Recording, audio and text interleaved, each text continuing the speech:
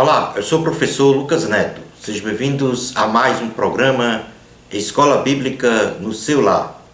Hoje nós vamos estudar a lição de número 5, que tem como título Paz de Deus, antídoto contra as inimizades. Dentro deste tema nós vamos falar sobre 3 assuntos. O primeiro deles será a paz que excede todo entendimento. Em segundo lugar, vamos falar sobre inimizades e contendas, ausência de paz. E em terceiro e último lugar, vamos falar sobre vivamos a paz. Vamos então dar início à nossa aula de hoje. A paz do fruto do Espírito se reveste de um permanente estado de tranquilidade na alma e harmonia com o Senhor, suportado pela regeneração e reconciliação do homem com Deus, independentemente das circunstâncias vividas no plano do mundo natural. Por outro lado, a inimizade, como obra da carne, é uma erva daninha que se alastra no meio social para matar, roubar e destruir a sociedade humana. Nesta presente lição, estudaremos sobre a paz como fruto do Espírito Santo e a inimizade como obra maligna da carne. A paz que excede todo entendimento. Definição da paz como fruto do Espírito Santo. A paz como fruto do Espírito Santo é a virtude que uma pessoa desenvolve em seu ser a partir de sua reconciliação com Deus, fruto do perdão de seus pecados, com a consequente transformação de seu caráter, feito à imagem e semelhança de Cristo, habilitando a viver em paz com Deus, com os homens e com seu próprio eu. Portanto, ultrapassando esta paz, os limites de ausência de conflitos, inundando a alma com bem-estar e comunhão com Deus, independentemente das circunstâncias temporais adversas ou não que experimenta no dia a dia. Vamos falar agora sobre algumas características da paz como fruto do Espírito Santo. Em primeiro lugar, a paz tem como fonte a justificação, que é a declaração de que o homem é justo diante de Deus, mesmo sem merecer, pois é pecador, e uma vez tendo os seus pecados perdoados por Cristo, é declarado justo diante do Senhor e por isso tem paz com Deus. Jesus Cristo é a nossa paz. Romanos capítulo 5, versículo 1 diz assim: justificado, pois, mediante a fé, temos paz com Deus, por meio de nosso Senhor Jesus Cristo. Na carta aos Efésios, capítulo de número 2, versículo 4, diz assim a palavra do Senhor: mas Deus, sendo rico em misericórdia, por causa do grande amor com que nos amou, melhor dizendo, o versículo é o 14, não o 4, porque Ele, Jesus, é a nossa paz, o qual de ambos fez um, e tendo derribado a parede da separação que estava no meio, a inimizade. A alegria nos remete a ter a paz de Cristo. Isto é, temos a paz com Deus e a paz que vem dele, não sendo esta a ausência de conflitos, mas a convicção plena de que a nossa alma está sob o controle e vontade do Senhor Jesus, de tal modo que temos a certeza que os desígnios de Deus será realizado em nós. Na carta aos Filipenses, capítulo 1, versículo 6, diz assim: estou plenamente certo de que aquele que começou boa obra em vós há de completar até ao dia de Jesus Cristo.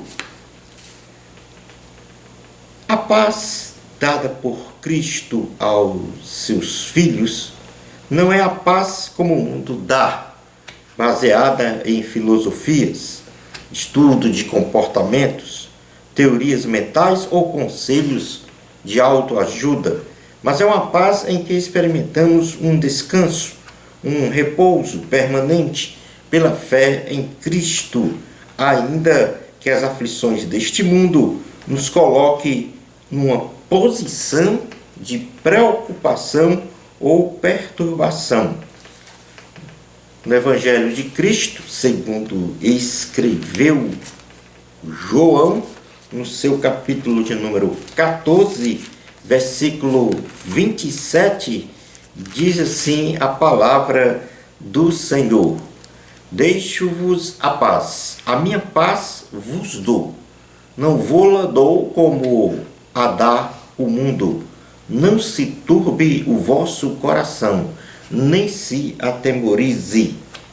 João capítulo 16, versículo 33, diz assim a palavra do Senhor: estas coisas vos tenho dito para que tenhais paz em mim. No mundo passais por aflições, mas tende bom ânimo, eu venci o mundo. Na carta aos Romanos, capítulo 15, versículo de número 33, diz assim a palavra, melhor dizendo, versículo 13, diz assim a palavra do Senhor. Romanos, capítulo 15, versículo de número 33, na verdade é o número de 33. E o Deus da paz seja com todos vós. Amém. Já no versículo 13 diz o seguinte: e o Deus da esperança vos encha de todo o gozo e paz no vosso crer, para que sejais ricos de esperança no poder do Espírito Santo. A paz, como fruto do Espírito, jamais poderá ser experimentada por quem vive na impiedade, ou seja, não ama as coisas de Deus.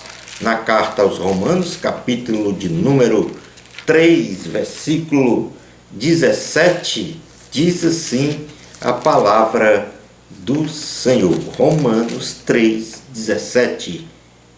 Desconheceram o caminho da paz. No Salmo de número 119, Salmo de número 119, versículo 165, diz assim a palavra do Senhor. Salmo 19, 165. Grande paz tem os que amam a tua lei, para eles não há tropeço. A paz, como fruto do Espírito, ela é desenvolvida progressivamente quando deixamos o Espírito Santo presidir a nossa vida. Na carta aos Romanos, capítulo de número 8, versículo 6, diz assim a palavra do Senhor. Romanos 8, 6. Porque o pendor da carne dá para a morte, mas do Espírito para a vida e paz. A paz, como fruto do Espírito, ela só pode ser absorvida na alma de uma pessoa pela pregação do Evangelho de Cristo, devendo esta paz ser proclamada e praticada pelos que creem em Jesus. Romanos capítulo de número 10, versículo 15, diz o seguinte: como pregarão se não forem enviados? Como está escrito, quão formosos são os pés dos que anunciam coisas boas. No Evangelho de Cristo, segundo escreveu Mateus, capítulo de número 5, versículo 9, diz assim a palavra do Senhor. 5, 9. Bem-aventurados os pacificadores, porque serão chamados filhos de Deus. A paz, como qualidade do Espírito Santo, ultrapassa todo e qualquer entendimento humano, pelo fato do crente espiritual enxergar as aflições deste mundo natural como grande glória, sendo coisa passageira, e que mesmo após a morte física é que esta paz ela se consolida ainda mais, pois a nossa imortalidade, ou seja, vida eterna garantida por Cristo, nos dá uma paz presente do nosso tempo em vida aqui na terra e nos remete a contemplar o nosso triunfo final por ocasião da volta de Cristo. Na carta aos Filipenses, capítulo de número 4, versículo 7, diz assim a palavra do Senhor. Filipenses 4, 7. E a paz de Deus, que excede todo entendimento, guardará o vosso coração e a vossa mente em Cristo Jesus. No livro de Isaías, capítulo de número 57, versículo 2, diz assim a palavra do Senhor: e entra na paz, descansa no seu leito, os que andam em retidão. Na segunda carta aos Coríntios, capítulo de número 4, versículos 17 e 18, diz assim a palavra do Senhor: porque a nossa leve e momentânea tribulação produz para nós eterno peso de glória, acima de toda comparação, não atentando nós nas coisas que se veem, mas nas que se não veem, porque as que se veem são temporais e as que se não veem são eternas, caracterizando aí a paz como algo permanente no ser humano. Passando para o item 2 da lição, inimizades e contendas, ausência de paz, vamos definir o que seja inimizades e contendas. É uma atitude demoníaca na qual uma pessoa fomenta ódio a uma outra pessoa, tendo o ardente desejo de prejudicá-lo e de ser hostil, almejando até mesmo destruí-lo, sempre convivendo numa atitude beligerante. Esta inimizade atinge a amplitude de ser também contra Deus, além de ser contra os homens. E normalmente é pelo uso da língua que as inimizades são desenvolvidas em sua maior parte, e considerando esta constatação, nós vamos trabalhar o uso da língua para evitarmos inimizades, contendas, dissensões, que são obras malignas da carne. A língua de um homem foi criada para edificar, vivificar, abençoar, para aumentar a nossa fé, pois a fé vem pelo escutar a palavra de Deus pregada. Enfim, a língua deve ser uma fonte de bênçãos, porém, pela ação de Satanás e também pela influência do pecado, esta se torna uma grande disseminadora de males, de inimizades, com um poder de destruição inimaginável. Em Provérbios, capítulo de número 12, versículo 18, Provérbios, capítulo de número 12, versículo 18, diz assim a palavra do Senhor: alguém cuja tagarelice é como pontas de espada, mas a língua dos sábios é medicina. Podemos mencionar como o mau uso da língua, ou seja, da palavra proferida, fruto do pecado contra o próximo e contra Deus, as seguintes disposições. Em primeiro lugar, a fofoca. A fofoca, antes de sair pela boca, perpassa pela mente e pelo coração do homem, onde covardemente se fala de uma pessoa agredindo a sua honra, que não pode se defender, vítima de julgamento, difamação e distorção dos fatos.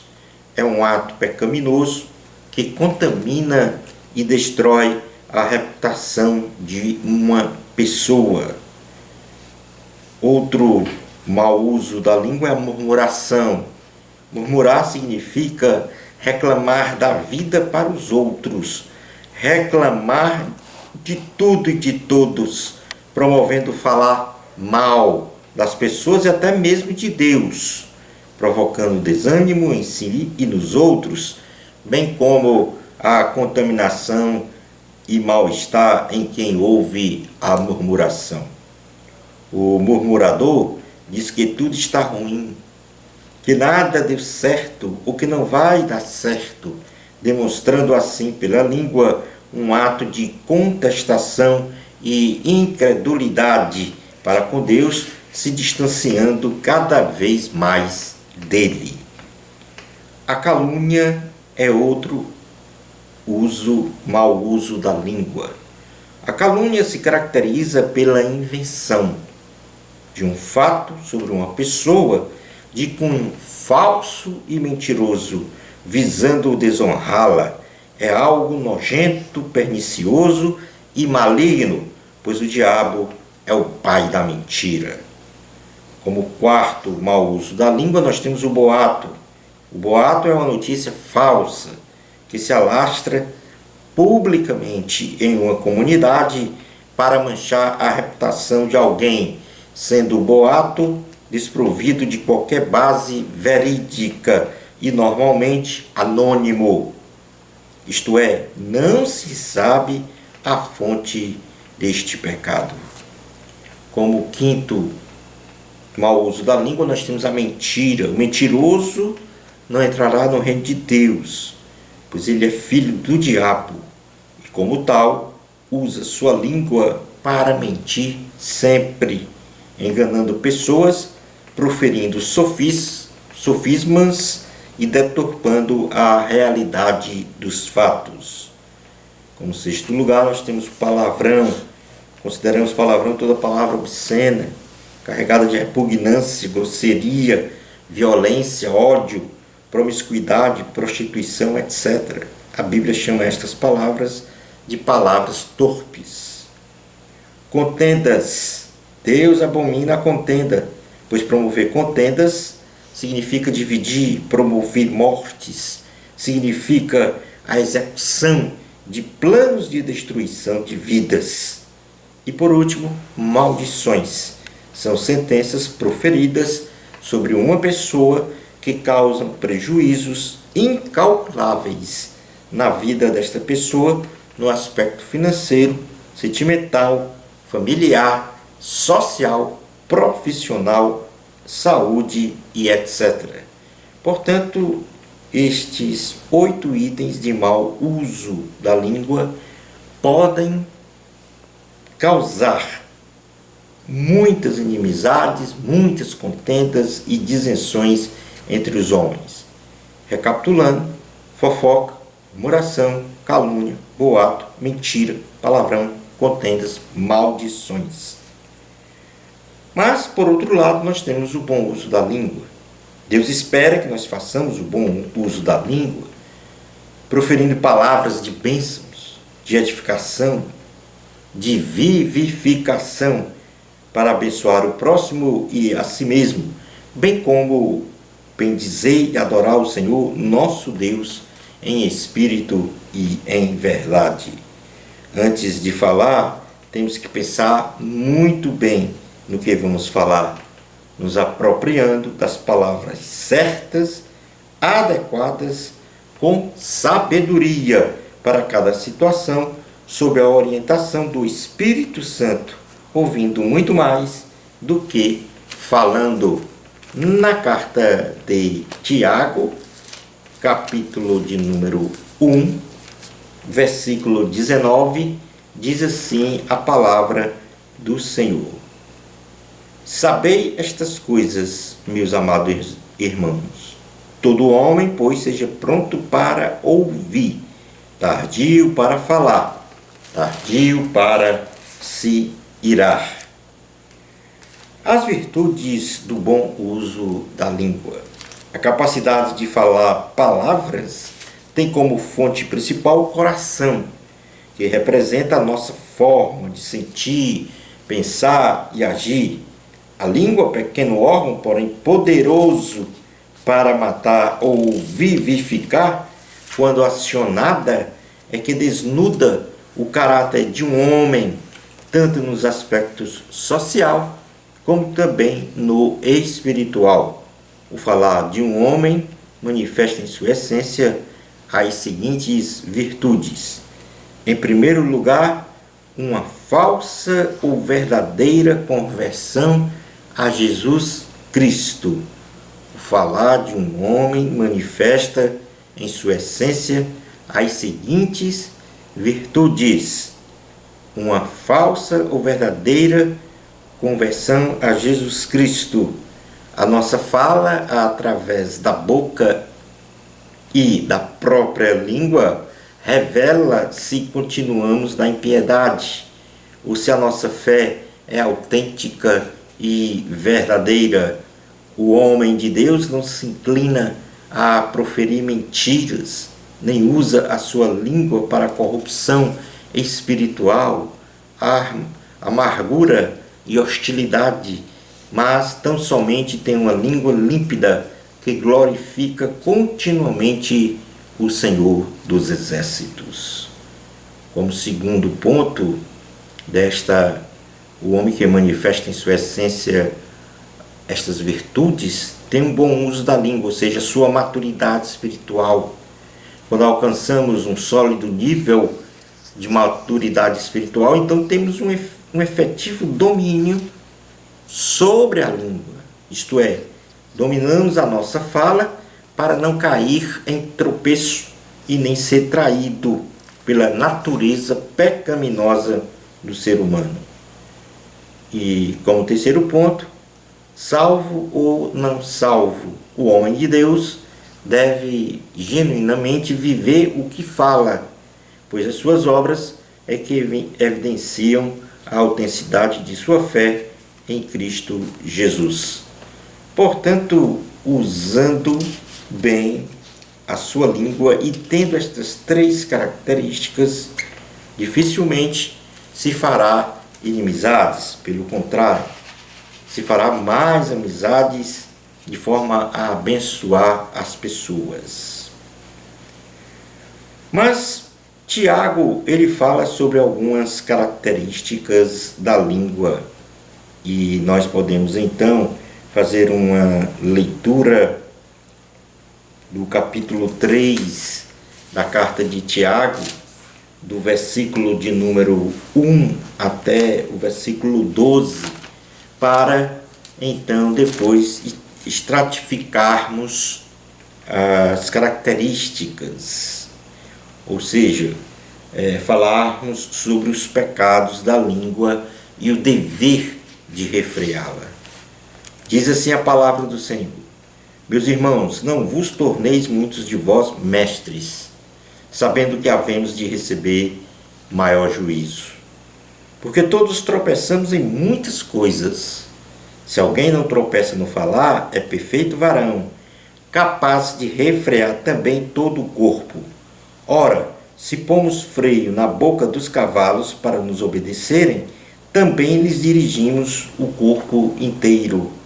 Observai igualmente os navios, que sendo tão grandes e batidos de rijos ventos, por um pequeníssimo leme são dirigidos para onde queira o impulso do timoneiro. Assim também a língua, pequeno órgão, se gaba de grandes coisas. Vede como uma fagulha põe em brasas tão grande selva. Ora, a língua é fogo, é mundo de iniquidade. A língua está situada entre os membros de nosso corpo e contamina o corpo inteiro, e não só põe em chamas toda a carreira da existência humana, como também é posta ela mesma em chamas pelo inferno. Pois toda espécie de feras, de aves, de répteis e de seres marinhos se doma e tem sido domado pelo gênero humano.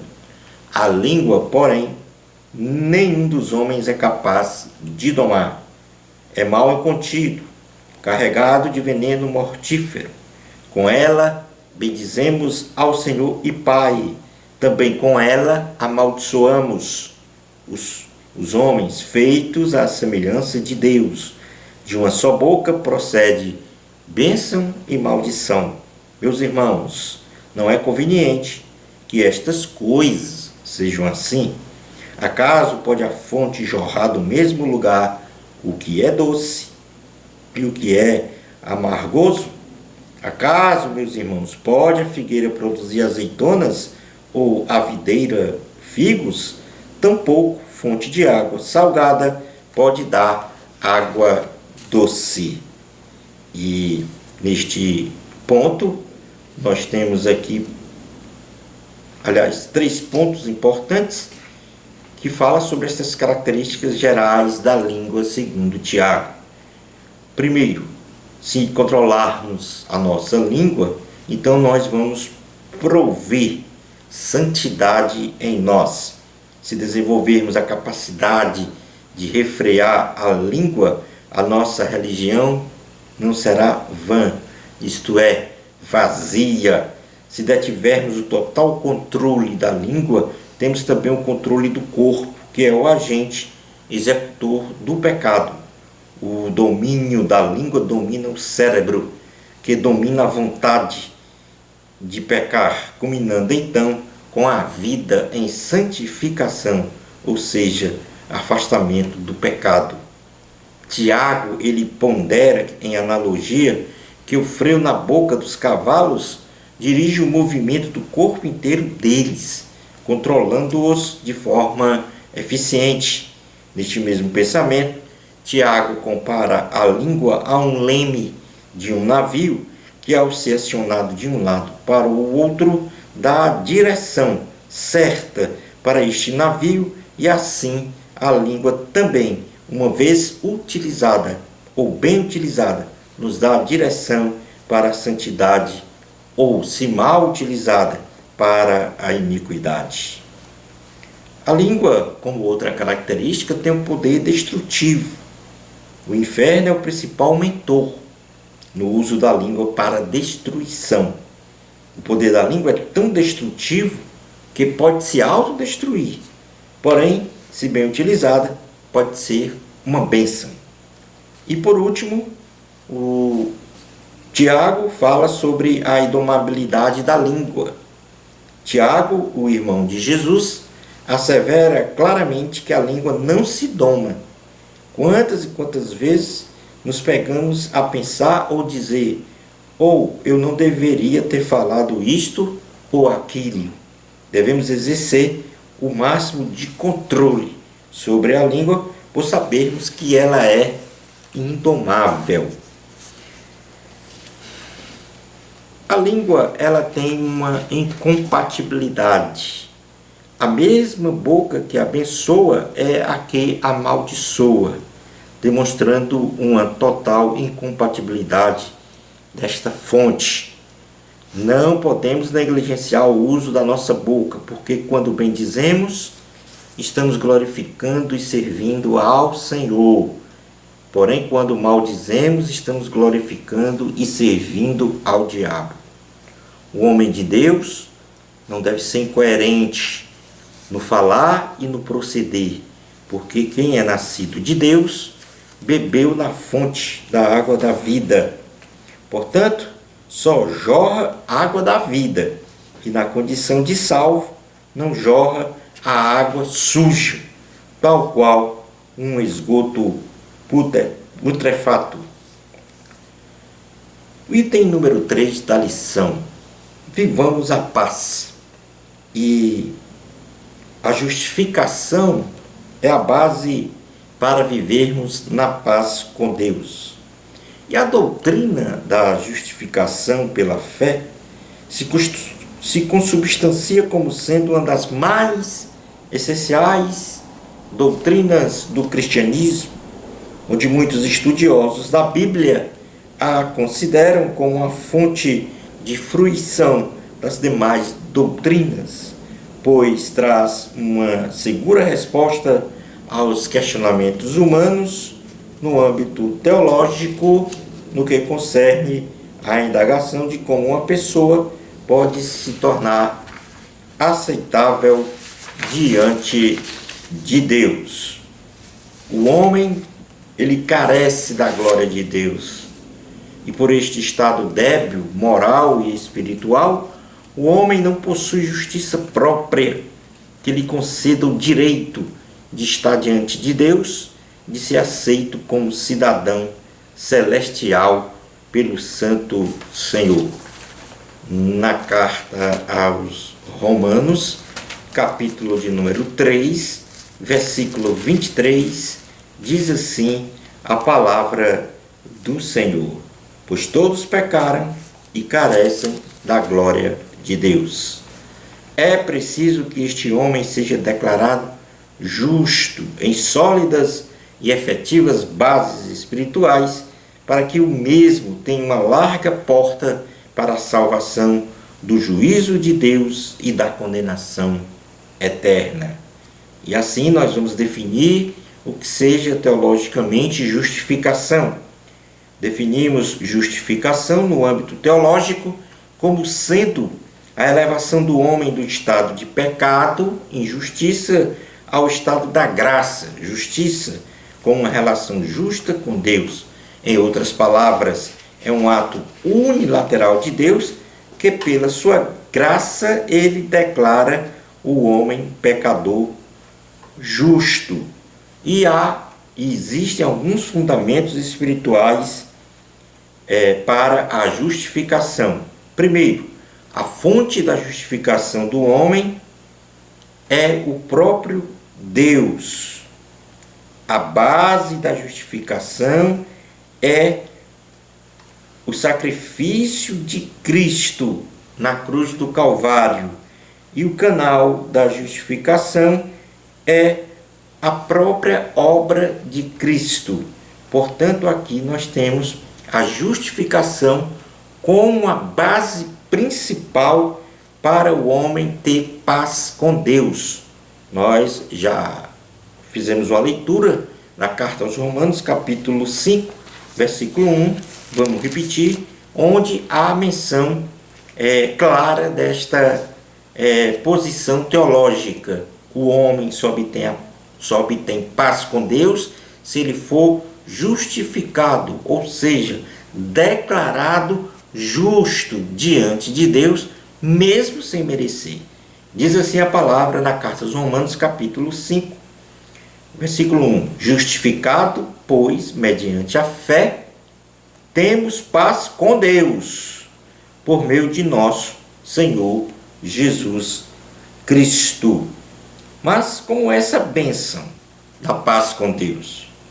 A paz com Deus só é estabelecida pela justificação do pecador, como já falamos, declarado justo pelo Senhor, mediante a fé no sacrifício da morte de Jesus Cristo na cruz do Calvário.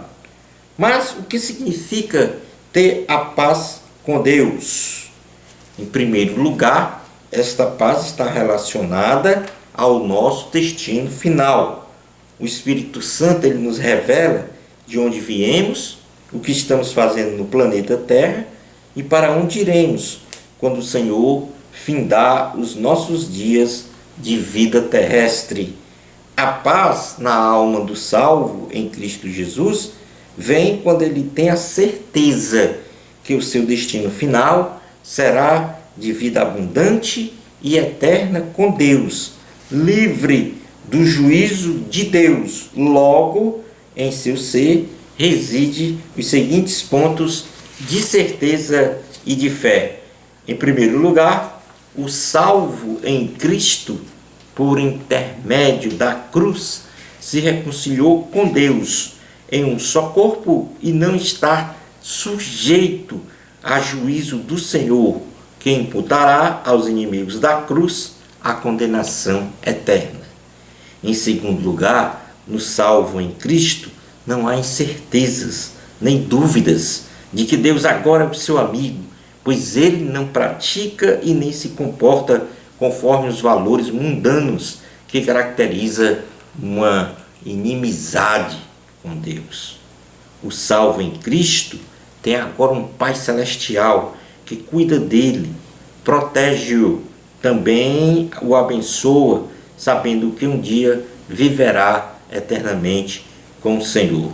Portanto, aqui no ser humano, uma vez justificado pela fé em Jesus Cristo, ele tem uma paz na sua alma relativa ao seu destino final, sabendo que um dia viverá com Cristo eternamente. Mas há também a paz com Deus relativo à nossa vida terrestre.